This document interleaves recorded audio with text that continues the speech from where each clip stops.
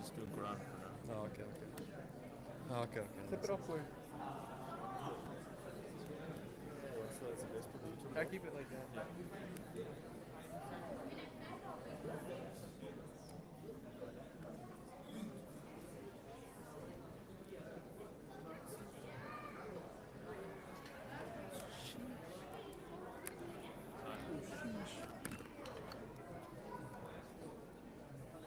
I think this is good. You can hear everything. What's that? You can hear the background. Can you hear the background? You said? Yeah. Wait, Jad, speak.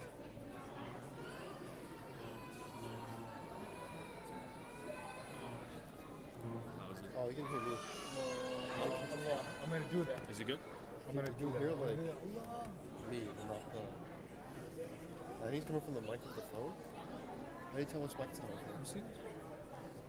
Oh, it's essentially Say not something. like. Oh, maybe it is. It may just picks up really well. That's weird. I can hear That it. just says like 1, 2, 3. Jack. Just Say something. It's delayed, you idiot.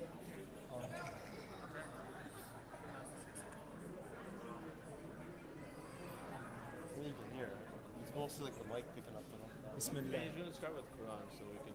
It's not the.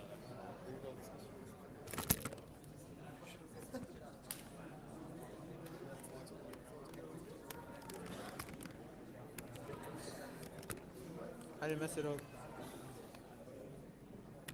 Whatever. Let's get the most quality.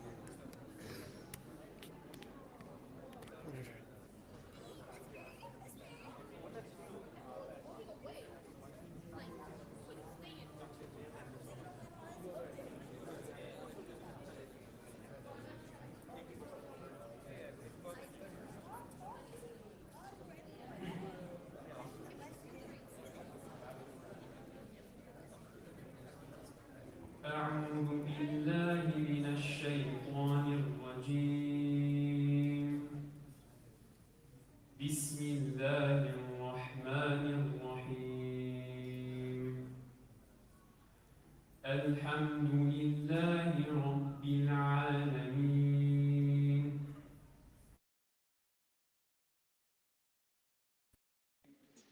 مالك يوم الدين إياك نعبد وإياك نستعين اهدنا الصراط المستقيم صراط الذين أنعمت عليهم غير المغضوب عليهم ولا الضالين وإذ قلتم يا موسى لن نصبر على طعام واحد فادع لنا ربك يخرج لنا مما تنبت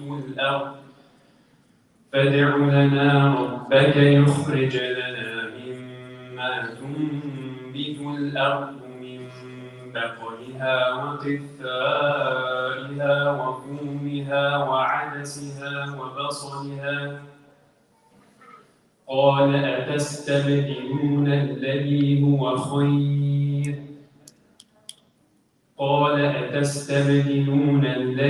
هو أدنى بالذي هو خير اهبطوا مصرا فإن لكم ما سألتم وضربت عليهم الذلة والمسكنة وباءوا بغضب من ذلك بأنهم كانوا يكفرون بآيات الله ويقتلون النبيين بغير الحق ذلك بما عصوا وكانوا يعتدون Allah.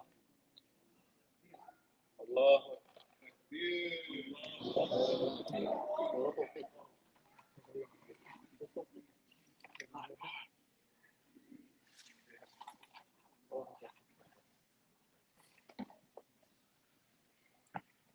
بسم الله الرحمن الرحيم الحمد لله رب العالمين والصلاة والسلام على سيد الأنبياء والمرسلين نبينا محمد وعلى آله وصحبه أجمعين.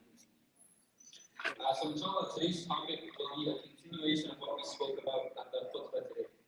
And the theme of today's khutbah, for anyone that wasn't there, is to kind of lay out very clearly some things that we take for granted in our understanding of the religion. Things that for a good period of time maybe did not need to be stated as plainly, but now stated plainly. Part of that is the centrality of Allah in our decision making. Part of that is understanding the purpose of our life is to serve Allah. And another part of that is how do we understand this religion, and there's a mechanism for which we understand the religion properly. Another component that we mentioned today was how perfection is not something that really exists in this world. And perfection is something that is squarely the domain of the hereafter. So inshallah, we're going to be elaborating a little bit on that topic today. And much of what I'm presenting today, most of what I'm presenting today is actually taken from a discussion by a professor from Qura University named Sheikh Sultan al-Humaydi. For anyone that's can access the Arabic talk online, it is مقومات العقل المسلم. مقومات العقل المسلم. The components of the Muslim mind. Components of the Muslim mind. That is the subject of our conversation today. So, what aspects of the mind are we looking to discuss today? It is about the methodology in which we as Muslims look at the world around us. How are we to think about the world around us? What are the sources that we derive information from? What is our methodology to approaching things, and how do we arrive to a conclusion? And the reason why we specifically say the Muslim mind, what we're alluding to here is that there are certain components of the way that a Muslim thinks about the world that are particular to Muslimin. There's an Islamic worldview that greatly differs from the worldview of someone that is not founded upon Islamic foundations. So we're going to be speaking about some of the main components of what that entails. And this is very important as well because when we look to build a Muslim identity, the mind is that supreme component of the Muslim identity. How you look at the world around you will judge what kind of identity you take on for yourself. There's a popular writer and thinker named Umar Hassana, and he said, لقد طرح الإسلام من خلال القرآن والسنة رؤية جديدة للحياة. رؤية تبدأ من داخل الإنسان في عقله وقلبه وروحه ووجدانه وغرائزه وميوله، وتنتهي في خارجه لكي تصوره إنسانا جديدا متفوقا قادرا على التغيير المطلوب في بنية العالم. He says that indeed Islam, through the Quran and the Sunnah, brings a rejuvenation to life and a way of looking at the world that starts from within a person, within their mind, their heart, their spirit, their existence, their instincts, and all of their inclinations. And it ends in making him a new person that is able to bring about the necessary change that are required in the world. So the first component of what the Muslim identity entails, that is specific to the Muslim mind, is the centrality of Allah. The centrality of Allah. We spoke a little bit in the khutbah today about how the dominant worldview of today does not place Allah at the center of decision making, of whatever it is.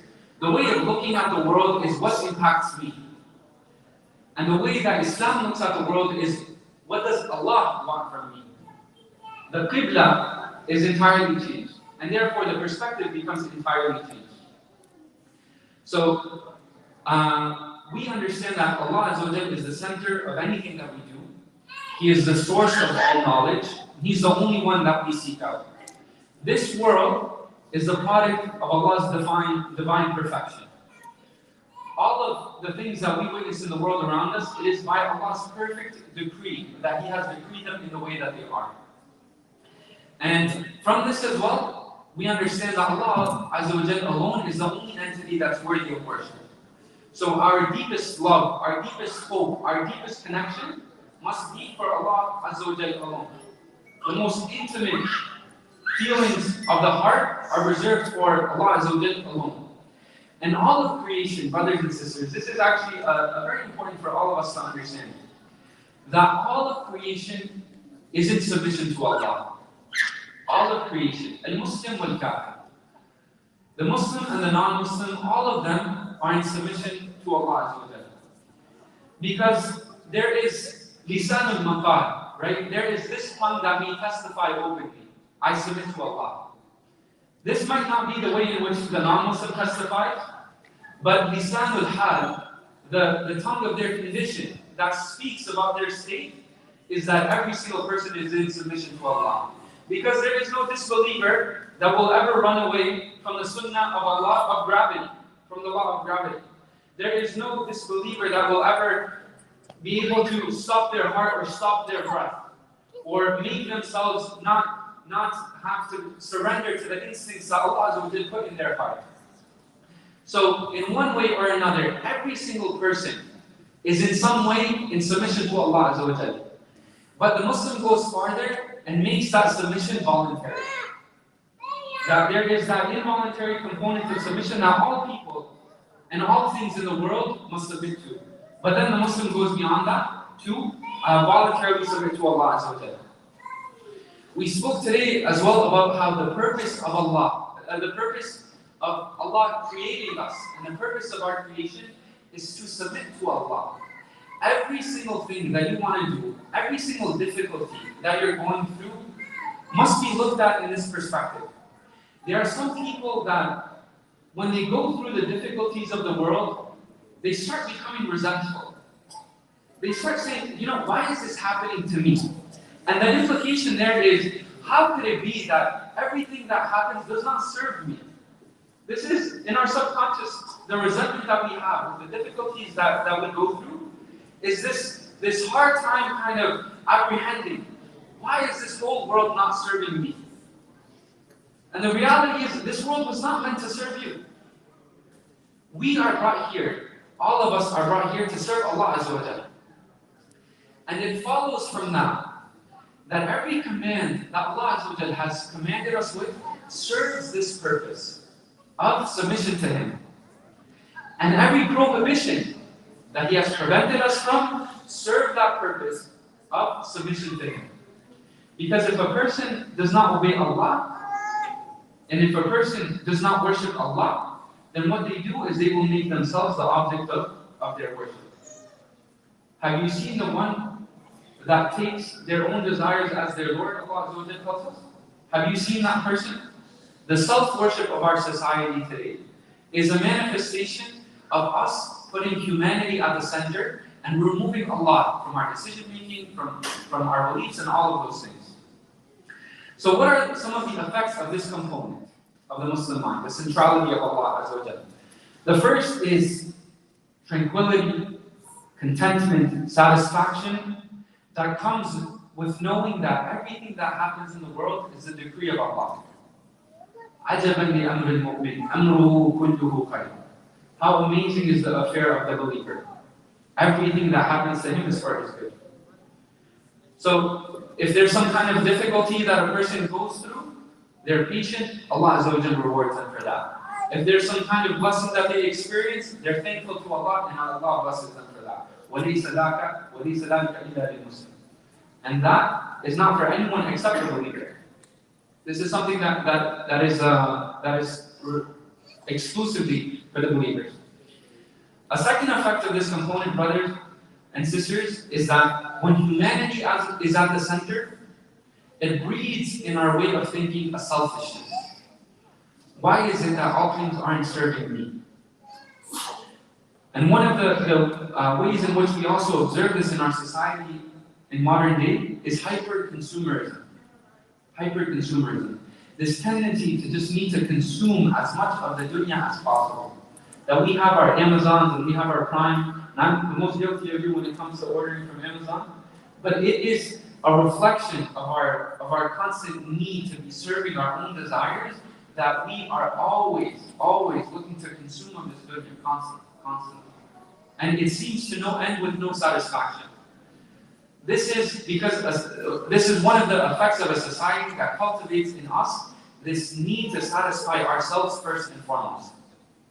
It follows from that as well the culture of immediate gratification. What is immediate gratification? It is that the moment I want something, I want that desire to be fulfilled immediately. I want food from Dunkin', I'm gonna call Grubhub, bring some food immediately to me. I want to watch some kind of entertainment immediately, it's at my fingertips. You change the channel, you find a movie, you stream something online. I want to buy something, it will come from the other side of the world to us in a couple of days. And this feeds in us this desire or this need that anytime we have some kind of desire, it must be fulfilled immediately. And it makes it difficult for us any time that we have those kinds of needs that we can't gratify instantaneously. I remember I had a conversation with one of the youth, and I hadn't seen him in a while. The last time I had seen him, he was like very boyish and mature and so on. But this most recent time I saw him, and I was like, you really grew up in the last year or two. Like what happened?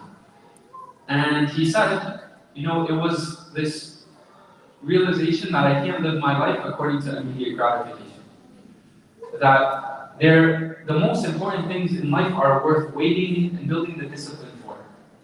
And a lot of the sins that we succumb to are the product of not being able to rein in that desire for instant gratification. The content that we consume online comes from that need to have instant gratification. People falling into sin in haram relationships, people needing that instant gratification. So it follows from a lot of things. Another effect of this component, brothers and sisters, is that the mind that has Allah Azza wa Jalla as the center will have a sound morality, will have sound ethics. The way that they behave will be based on objective morality.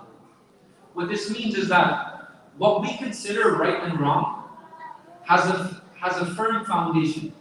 It is based on Allah Azza wa Jalla. Now, if someone wishes to remove Allah from the way in which they calculate their judgments, the way in which they decide what is right and what is wrong, on what basis does anyone have to judge anything as right or wrong? If someone believes that there is no God, that all of what we are reduced to is atoms and particles, and ultimately we are stardust, we are the product of a big bang, and all of us are just stardust. Without Allah Azza wa Jalla, who gives virtue to what is right and what is wrong, on what basis does anyone make any moral judgments? There are saying that one arrangement of particles is better than another arrangement of particles. There is no objective basis to decide that anything is right or wrong unless someone grounds their morality in the existence of Allah. So this is one of the most important effects of this component of the Muslim mind. The second component I wanted to talk about today is the importance of truth. The Muslim must value truth very dearly.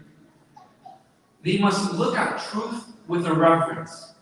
That truth is something that we respect, that we honor, and that we always seek. This seems something obvious, but in our time nowadays, we have people that are moral relativists and people that believe that all truth is relative.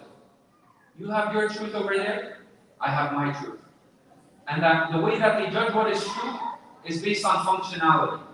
That this spirituality that I have, it works for me. I go to church, or I don't go to church, I go to the nightclub, it makes me happy. It works for me. You believe in God, it makes you happy, you live your life a certain way, that works for you. This is my truth, that is your truth. That is not how the Muslim believes in the concept of truth. There is truth with a capital T. There is truth proper. That there's one truth to all things. And a Muslim must look at that truth with reverence and always pursue it. Allah Azza wa Jal, He says, وَلَا تَقْفُ مَا لَيْسَ لَكَ بِهِ عِلْمٌ إِنَّ السَّمْعَ وَالْبَصَرَ وَالْفُؤَادَ كُلُّ أُولَٰئِكَ كَانَ عَنْهُ مَسْئُولًا. Allah Azza wa Jal, He says to the Prophet ﷺ, do not pursue that which you have no knowledge of. Indeed, your hearing, your sight, and your hearts, all of that will be held accountable in front of Allah Azza wa Jal.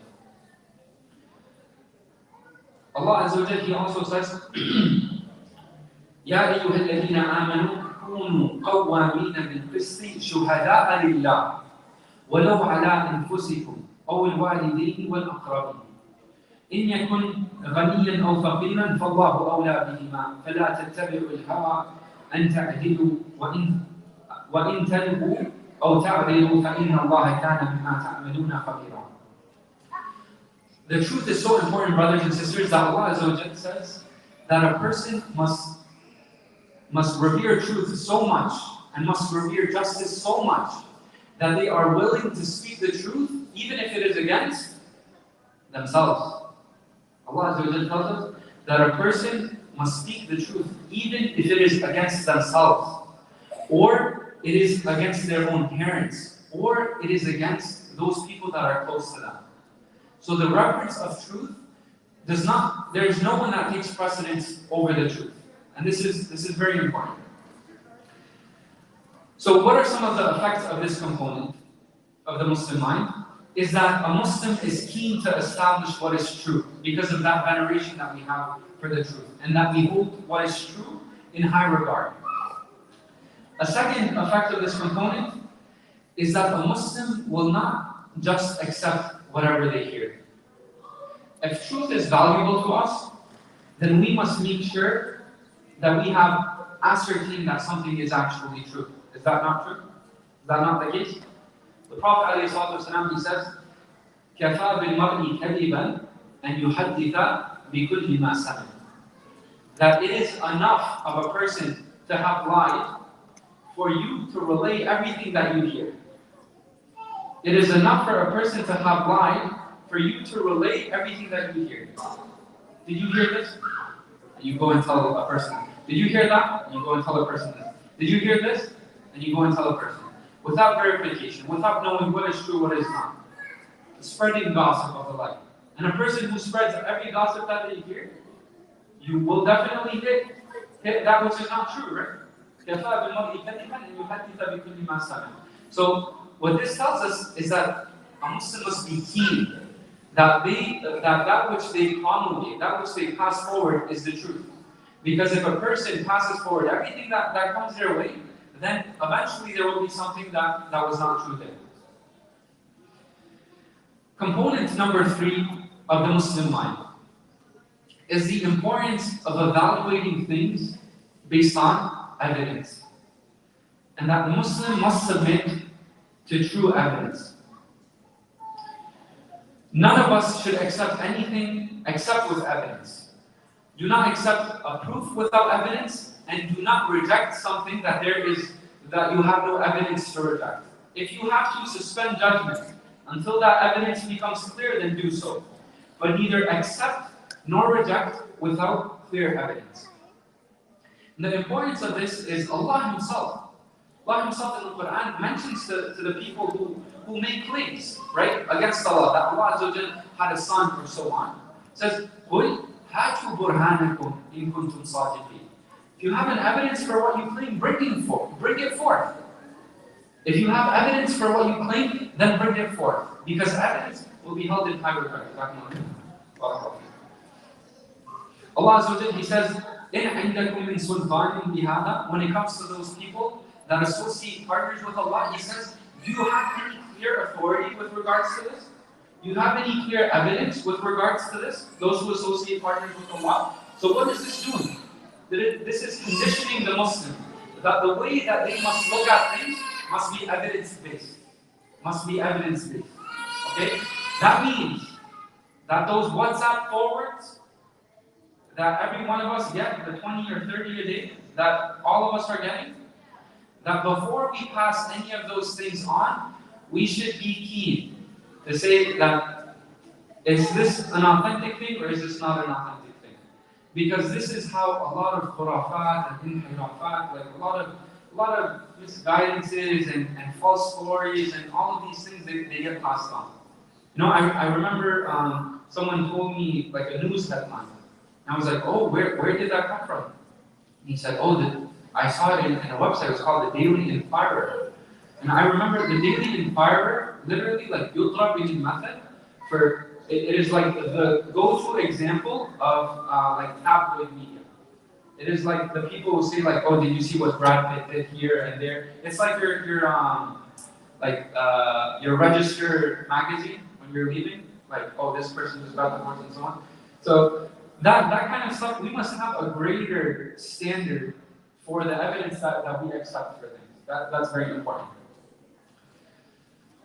Allah Azza wa Jalla, He says, criticizing the people who worship other than Allah without an evidence, الَّذِينَ يُجَادِلُونَ فِي آيَاتِ اللَّهِ بِغَيْرِ سُلْطَانٍ أَتَاهُمْ. Those people who argue with regards to the ayat of Allah with no authority, with no evidence that has come to them. كَبُرَ مَقْتًا عِنْدَ اللَّهِ وَعِنْدَ الَّذِينَ آمَنُوا كَذَلِكَ يَطْبَعُ اللَّهُ عَلَى كُلِّ قَلْبِ مُتَكَبِّرٍ جَبَّارٍ. Allah Azza wa Jalla, and Allah says that it is a great thing. It is something with a lot of gravity that a person speaks about that which they have no evidence in. And doing so is one of the reasons why Allah Azza wa Jalla will seal the heart of a person. Will seal the heart of a person. It says, كَذَلِكَ يَطْبَعُ اللَّهُ عَلَى كُلِّ قَلْبِ مُتَكَبِّرٍ جَبَّارٍ. A person who has arrogance and acts in the same way as like a tyrant, Allah Azza wa Jalla will seal over their hearts. But Allah Azza wa Jalla, in the same context, is criticizing those people who speak about the ayat of Allah with no evidence that has come to them. And another sign of the importance of this is that Allah Azza wa Jalla uses evidence Himself in describing why we should believe certain things. Allah presents evidence. So I'll give you an example. When Allah Azza wa Jalla speaks about Isa alayhi salam, He gives an evidence about why him or his mother shouldn't be worshipped. He says, مَا الْمَسِيحُ ابْنُ مَرْيَمْ إِلَّا رَسُولٌ قَدْ خَلَتْ مِنْ قَبْلِهِ الرُّسُلُ وَأُمُّهُ صِدِّيقَةٌ كَانَا يَأْكُلَانِ الطَّعَامَ انظُرْ كَيْفَ نُبَيِّنُ لَهُمُ الْآيَاتِ ثُمَّ انظُرْ أَنَّىٰ يُؤْفَكُونَ. Allah Azza wa Jalla, He says that indeed Al-Masih, the Messiah, the son of Maryam, is nothing but a messenger. Messengers have come before him. And his mother is a true believer. He says, كَانَا يَأْكُلَانِ الطَّعَامَ. They both of them used to eat food. Both of them used to eat food. Someone might think of that and say this is kind of random. But we'll explain it inshallah. Allah says, انظر كيف نبين لهم الآيات. Look at how we make clear to them the evidences. Now, why does a person eat food? To sustain themselves. So they need to look at something other than themselves for sustenance. So if you go to someone who depends on something else for their sustenance, does that make sense? So Allah Azza wa Jalla is telling us that you must turn to the one that is completely dependent and not go to anyone that is dependent upon Allah Himself. And this is a very simple, beautiful way in which Allah Azza wa Jalla makes that clear. But the point of mentioning this is to show that Allah Azza wa Jalla, the way that He brings forth what He wants us to believe in is that Allah Azza wa Jalla mentions evidences for us to believe that way. Allah Azza wa Jalla, He says, إِن جَاءَكُمْ فَاسِقٌ بِنَبَإٍ فَتَبَيَّنُوا. If someone who is recognized in society as someone that is immoral, always acts out, right? An unethical person. This person comes to you with some kind of news, then you must verify that news. You must verify that news. It's very important that the news that you take, you get it from trusted sources. Another important thing with regards to this, that we touched upon a little bit, is that the way in which we understand this religion, brothers and sisters, is that it has a methodology. It has a methodology. It is not for us, without any training, without any studying, to go to the Quran, say, this is what I think it means. Allah Azza wa Jal mentions 3 times of prayer in the day. That's what it means. Khalas, this is what I have to worry about. Or hafizu ala salawati wa salatu wusta. If you preserve that middle prayer, then you're good, or so on. And people deriving their own conclusions from the Quran without a methodology. Without a methodology. The ulama, the scholars of the past, have gone to great lengths to protect the understanding of Islam through methodology and to understanding how we derive the rulings that we do. So the reason why you see that Muslims haven't surrendered as much as other communities is because we have a clear methodology. We have usul, we have foundations to the way that we understand our religion. And part of the most important aspects of that foundation is that everything comes back to the sunnah of the Prophet ﷺ and the understanding of his companions. Right? This sets the precedent for us in how we are to understand the religion. It sets a precedent for us in how we are to understand the religion. Al-ilmu, قال الله, قال رسوله, قال الصحابة, هم أولو الألباب. That knowledge is, Allah has said, the Prophet has said, the Sahaba have said. They are the people, they are the ones that know. من علم نصبك في الخلاف سفاهة بين الرسول وبين رأي فلان. That knowledge is not just a claim that a person throws up in argumentation between the opinion of so and so and so and so. That knowledge is that which is firmly established in the religion. That the Prophet ﷺ has explained to us and made clear to us through his sunnah, and that was understood a particular way by the generation of the Sahaba. So it is important for us to return to that precedent in the way that we understand the religion. Even when the Supreme Court debates, for example, the amount of time they speak about legal precedent, that someone is coming forth with something that has no precedent at all, meaning that it has no justification in the past. If you now come with an understanding that over 15 centuries has not been produced by anyone except you, then wow, like where have you been all of this time? And was Allah deficient in not enabling us to understand the religion for 15 centuries until you came along, told us we only have to pray 3 times a day or don't have to pray at all, or hijab is not an obligation?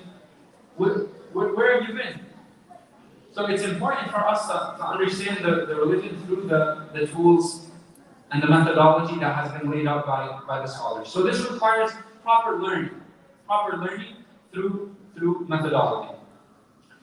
Some of the effects of this component of the Muslim mind is that a Muslim bases their judgments and the way that they live their lives and the beliefs that they espouse upon evidence, and they are not moved simply by emotional speech or eloquent speech.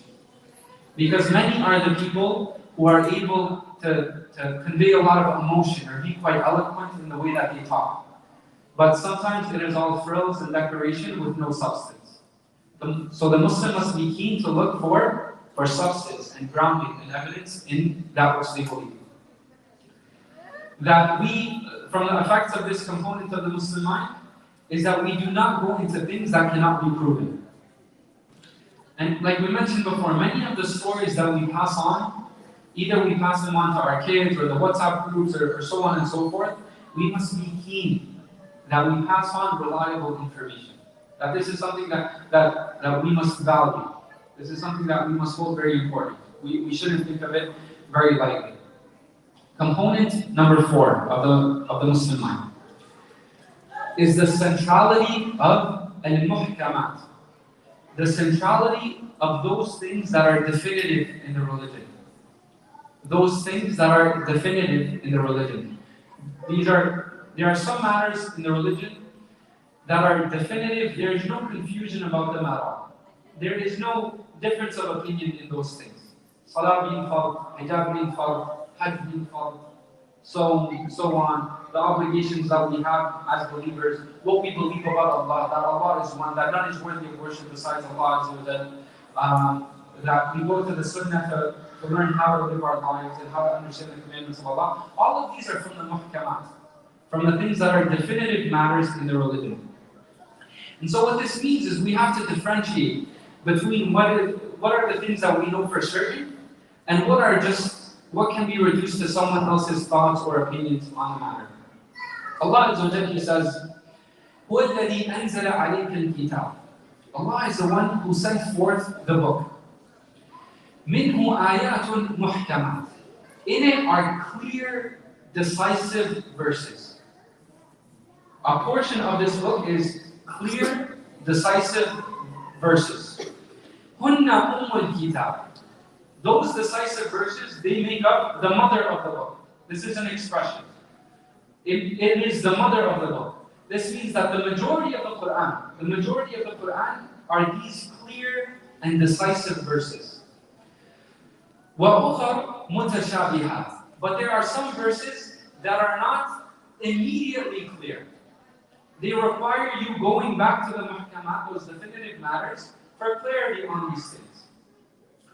فَأَمَّا الَّذِينَ فِي قُلُوبِهِمْ زَيْغٌ فَيَتَّبِعُونَ مَا تَشَابَهَ مِنْهُ ابْتِغَاءَ الْفِتْنَةِ وَابْتِغَاءَ تَأْوِيلِهِ. As for those people who have misguidance in their hearts, then they follow that which is not decisive from the book. There are things Allah Azza wa Jalla made clear, and you go to the things that are not clear.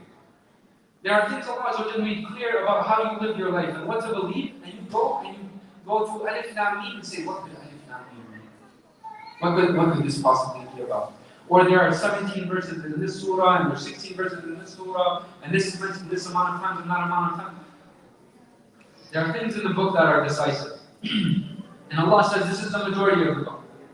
There are those things that are not decisive. Does that mean those things cannot be known? It doesn't mean those things cannot be known. It just means you have to look at those things in light of the decisive things to understand them properly. رَدُّ الْمُتَشَابِهِ عَلَى الْمُحْكَمِ. That we bring back that which is not known for certain to that which is known for certain and see it in light of that. He says, and those people who follow those things or focus on those things that cannot be known for certain, they are following fitna. It's like they're trying to cause a mess, trying to cause strife, and find an interpretation that suits them. وَمَا يَعْلَمُ تَأْوِيلَهُ إِلَّا اللَّهُ وَالرَّاسِخُونَ فِي الْعِلْمِ.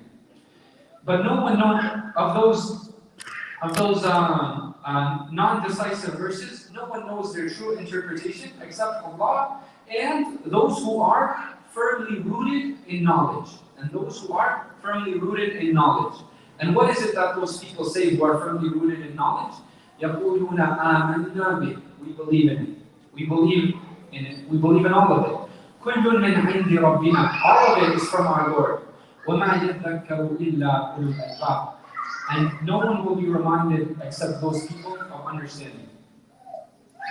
In a separate context, the Prophet ﷺ bringing like this distinction between those things that are known for certain and those things which are not known as certainly. He says, إِنَّ الْحَلَالَ بَيِّنٌ وَإِنَّ الْحَرَامَ بَيِّنٌ وَبَيْنَهُمَا أُمُورٌ مُشْتَبِهَاتٌ. That what is halal is clear, what is haram is clear. But between the two of them are some doubtful matters. Now, if you leave that which is clear for those doubtful matters, this is the problem. So the Prophet ﷺ conditioned us, and as we were conditioned by the ayah as well, to look for that which is clear. To look for that which is clear. And the Prophet ﷺ in that particular hadith, he says, فَمَنِ اتَّقَى الشُّبُهَاتِ فَقَدْ اسْتَبْرَأَ لِدِينِهِ وَعِرْضِهِ. Whoever stays away from those doubtful matters, then they have protected themselves with regards to their religion and their honor. As a person, if they're always in those doubtful matters, they put both things at risk. Put their religion at risk and they put their honor at risk. Someone's always seeing you in those doubtful matters, then you ruin your own reputation as well. So what this means for us is the Muslim mind cannot be one that has khurafat, these like false beliefs and mythologies that we hold. Cannot be one that has superstition. Says like, oh, I got all green lights today, or I got all red lights on my way to work today. Today's going to be a bad day. This is superstition. I saw a black cat. Oh, you know what a black cat is? That is not what a Muslim believes in. Muslims do not believe in horoscopes. And I know some people think like, oh, I just check it because it's fun to check. We do not believe in horoscopes. We don't believe in tarot cards or someone reading the palm of your hand. Or in Albanian culture, as I've seen a lot, you drink your Turkish coffee, it has some sediment at the bottom, you turn it over, you read the cup, and it's going to tell you whether you should take this job or the other job, whether you're going to have a son or a daughter, all of these things. Wallahi, this has no basis in the deen of Allah. Has no basis in the deen of Allah. And even sometimes we think of them as light things. These are grand things. These are grand things. Because the domain of the ghaib, the domain of the unseen, is the exclusive realm of Allah. No one knows the unseen except Allah. So when we go into these things, these horoscopes, these superstitions, it is no light thing that we're going into. You are encroaching on something that is the exclusive right of Allah. So be very wary of doing those things. So some of the effects of this component of the Muslim mind is that we understand that what is known for certain always takes precedence over what is not as definitive. So let me explain. We have some things in the deen that are known certainly, and some things in the deen that are mahal al-khilaf. They lend themselves to some dispute, right? And there are some things in this dunya that they may be clear, and others that lend themselves to dispute. If something is 100% clear in these matters of the world, for example, then we will accept that over what may be unclear from the text of the religion. And if something is clear from the text of the religion,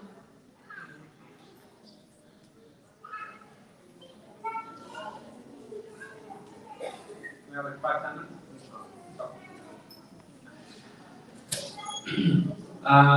Okay. The other component, the other side of this is what is known clearly in the religion takes supremacy over what is not known clearly from the matters of this religion. So I'll explain this a little bit now. We know for certain that Allah created Adam. Allah created Adam. The texts that mention this are abundant, right? He created him, and the way that he created him as well. All of those things are abundant. We have things that, from the matters of this world that science produces, for example, is like evolution. Evolution is something that, while people may have evidence for it, there's nothing that is 100% evidence. So that which we know for certain from the religion, it takes supremacy over that which is not definitive in the matters of this world. Okay? So, the same would be true if there is a matter of this world that science proves a certain way, but it's not definitive in the matters of the deen.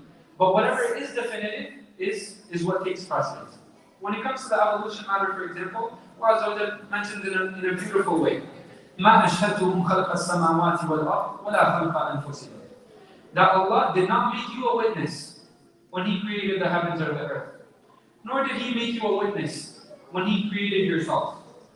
So all of your attempts at producing evidence will never amount to anything more than speculation. You know? So that which we know for certain always takes supremacy over what is known not definitively. Another component of this is when people find themselves in doubt with regards to certain aspects of the deen.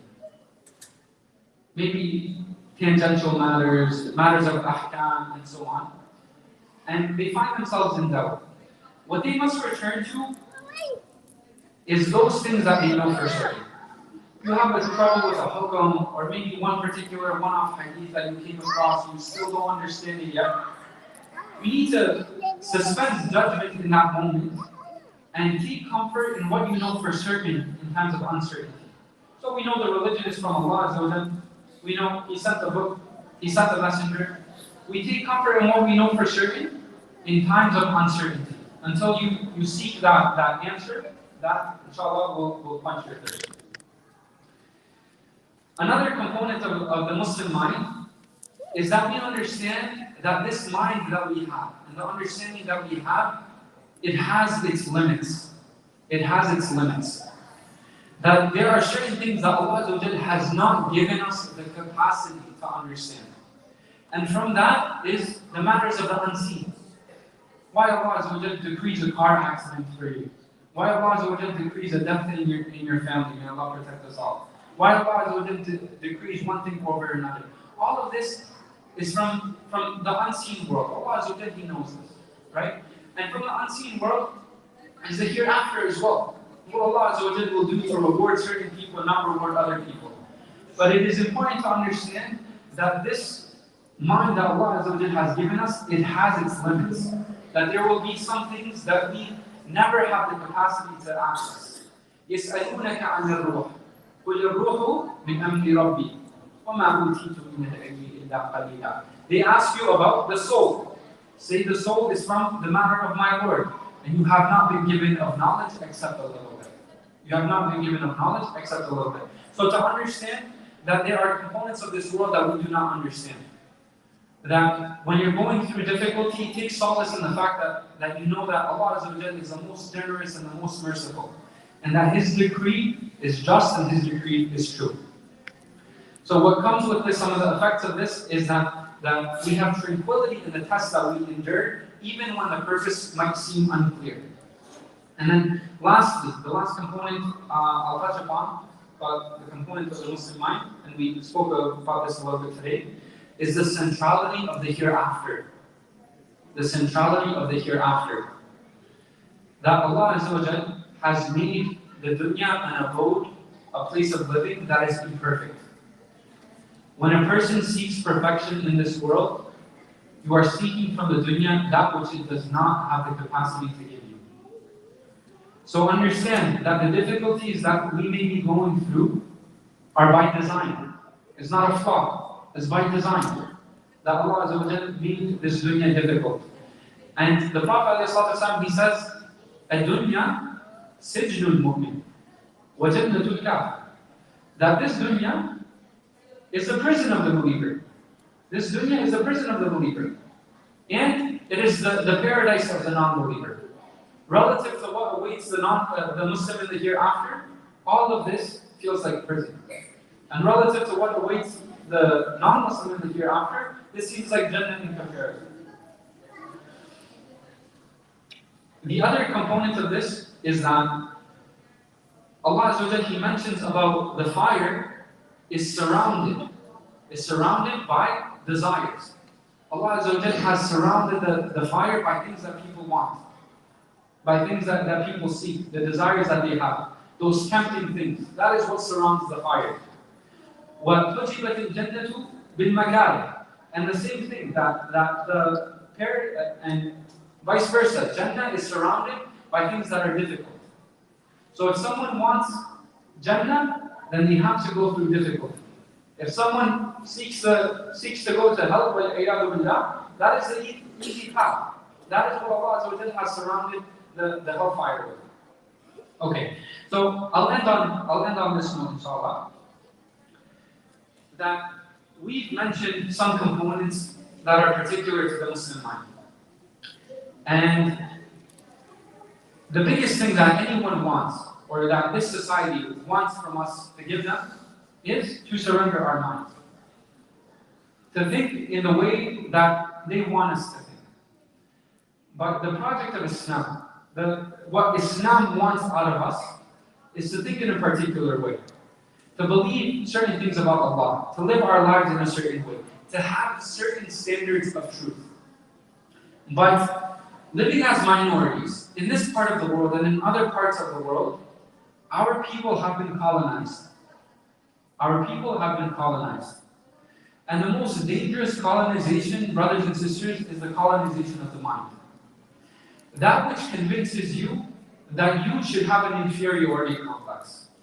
That no matter what, you see yourself as inferior to this dominant culture that you're in.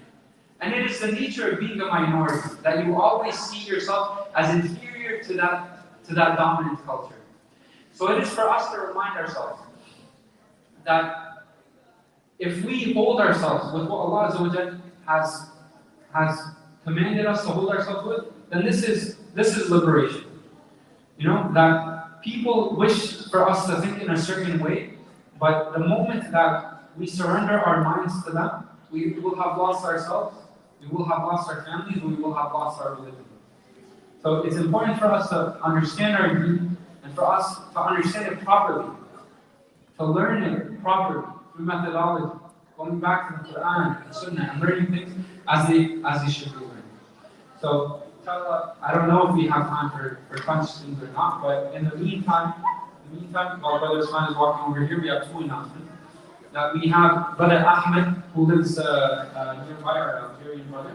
He lost his father 3 days ago. So I asked Allah Azza wa Jal that He grant his father mercy, that He forgive him his sins, that He makes his grave enlightened for him, that He makes his grave spacious for him, that He washes him of all of his sins, and that He forgives all of our deceased. We also have an update about that. Yeah. So I'm just talking about the questions. We should do quick question and answer. This is a very serious topic that you're talking about. And inshallah, we're going to hope that maybe next week or some other week you come and continue. But I think, if you go through this kind of heavy stuff, that people should have the chance to ask questions. So, yeah, let's do a few questions. So, questions?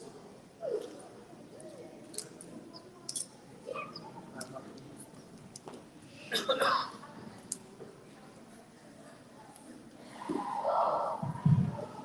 is the observation from the question. So, in the school, the work, notice there are people who have values that are against the religion, and it's become commonplace, like same-sex relationships, and like thing I've noticed is whenever there's same, like parents who are the same gender for children, some of the coworkers will say, "Oh, it's so beautiful," and I've always stated, not to say no, it's not. I'm just trying to say what thoughts are. What are your thoughts on when people make comments like that? Okay, so the question comes back to obviously living in this kind of culture that is founded upon a worldview that's different than the Muslim worldview. We're constantly going to come in contact with people that have different values than ours.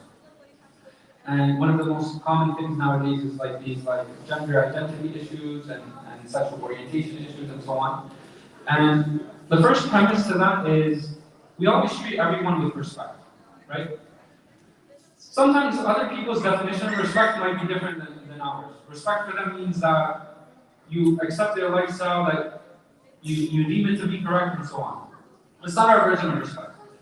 You be kind to people, they're dealing with you in a work setting, whatever it is that you're rendering to them on a service at a work setting, you're still going to do that to the best of your ability, of course, right? Does that mean that every single time someone says anything, it has to be a confrontation? Not necessarily, right? If you find that it's a context that lends itself to discussion, then bismillah, maybe open it up to discussion, mention where you stand on it. But not all things that are brought up are those that have to kind of like become a discussion in the moment. When you don't know, you did the most perfect thing.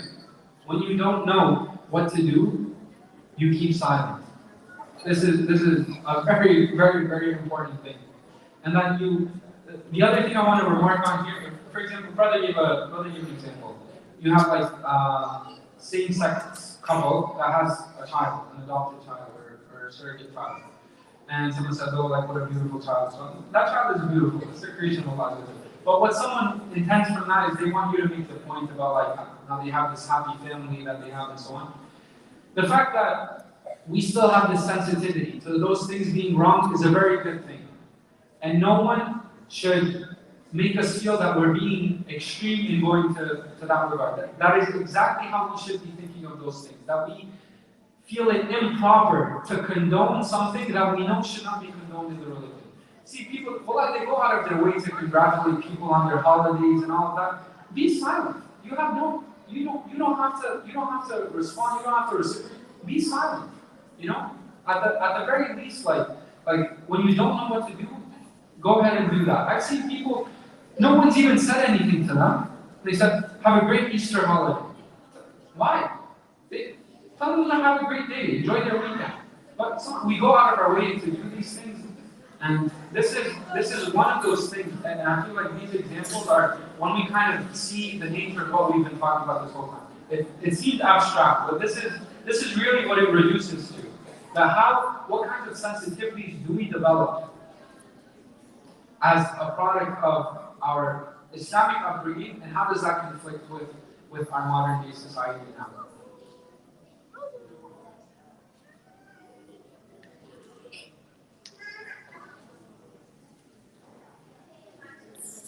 Any other questions, comments, observations?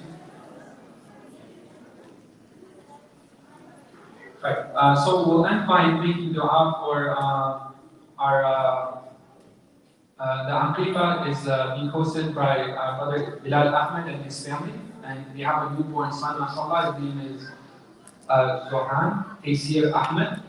I ask Allah Azza wa Jal that He blesses Zohan, that He blesses his family, that He makes him from the people of knowledge, that He makes him from the people of sincerity, that He gives him and his family deep belief, that He protects us and He protects all of our families, that He puts barakah in their minds and in the upbringing of his child and his caretaking. وصلى الله وسلم على نبينا محمد وعلى آله وصحبه وسلم تسليما كثيرا.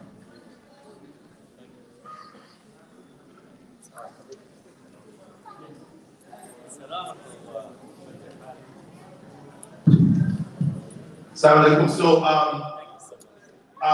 beginning today, the Halaqa is going to be after Isha. Isha is at 7:30. I think it's going to be at 7:30 for a little while. So the Halaqa is going to please take note and tell your families.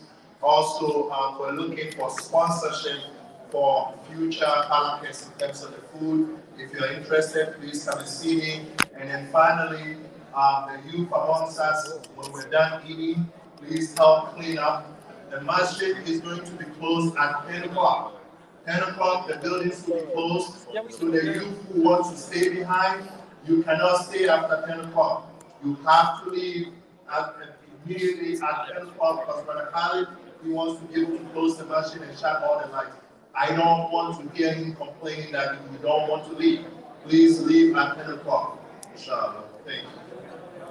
We should make sure we pass that on to the youth that if they do ever stay later, it's because they got permission. It's explicit written